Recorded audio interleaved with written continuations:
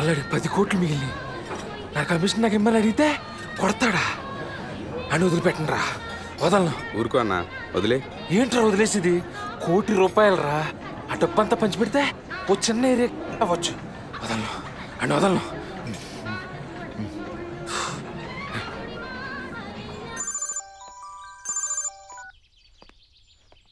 తమ్ముడు ఎక్కడ ఉన్నావు? నేను ఎక్కడుంటే నీకు ఎందుకు కానీ విషయం ఏంటి? ఆ శంకర్ గాడి వల్ల నీకు నాకు చాలా అన్యాయం జరిగింది. ఇప్పుడు ఓదార్చడానికి ఫోన్ చేసావా? మ్యాటర్ చెప్పు.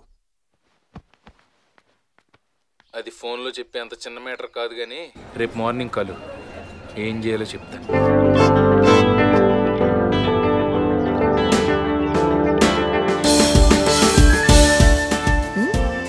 జోగి ఫోన్.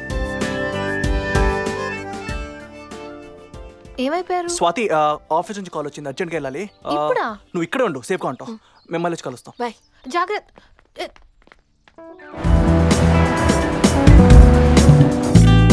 సారీ లేట్ అయింది. జూబ్లీస్లో ట్రాఫిక్ జామ్. సోదాపి బంపర్ ఆఫర్ అన్నావు, ఏంటది? మీరు 5 లక్షలకు అమ్మిన విగ్రహాన్ని ఆడిద్దరు నీగ్రోల్కి 10 కోట్లకు అమ్మాడు. అయితే మనం ఇప్పుడు ఆ 10 కోట్లు అని దొబ్బేద్దామా? ఇప్పుడు మనం కొట్టేయాల్సింది 10 కోట్లు కాదు, 10 రూపాయలు. ఏంటి 10 రూపాయలా? అవును, ఆ 10 రూపాయల నోటు విలువ 10 కోట్లు. అన్నా, నువ్వు చెప్పేదంతా మాకు ఉపేంద్ర సినిమాలో అనిపిస్తుంది, ఏమీ అర్థం కావట్లా. కొంచెం క్లారిటీగా టీవీ సీరియల్లో చెప్పా. ఓకే, నేను చెప్పేది జాగ్రత్తగా వినండి. మీకు హవాలా గురించి తెలుసా? మా ఇంటి ఓనర్ రావులే గారు తెలుసు. కొంచెం నోరు మొత్తావా? ఓకే తెలుసు, కానీ మాకు తెలిసింది కరెక్టో కాదో తెలీదు. ఆ 10 కోట్లు ఇక్కడ అరేంజ్ చేయడం కష్టం కాబట్టి నైజీరియా ఫోన్ చేసి అక్కడ హవాలా చేసే వాళ్ళకి ఆ డబ్బు అరేంజ్ చేయమని చెప్పారు. వాళ్ళు ఇండియాలో ఉన్న వాళ్ళ మనుషులకు ఫోన్ చేసి ఆ 10 కోట్లు అరేంజ్ చేయమని చెప్పారు. ఆ 10 కోట్ల ట్రాన్సాక్షన్ కోడే ఈ 10 రూపాయల నోటు. ఆ నోటు ఎవరి దగ్గర ఉంటే ఆడియా 10 కోట్లు.